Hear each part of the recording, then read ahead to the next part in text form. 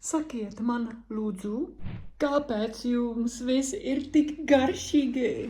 Es visu nedēļu ēdu tikai jaunumus, kas mums nav Čehijā. Un es esmu pārsteigta. Es ēdu maizes zupu ar augļiem un krējumu norimi. Un pirmo reizi nogaršoju salātus ar nēģiem. Un pēc tam uzzināju, ka nēģe nav zivs. Tā izskatās tik briesmīgi, bet ļoti garšīga nēģe. Man ļoti patīk tās skaņa, kā sniegs. Ņem. Un kas garšo jums? Ko jūs ieteiktu izmēģināt, nogaršot?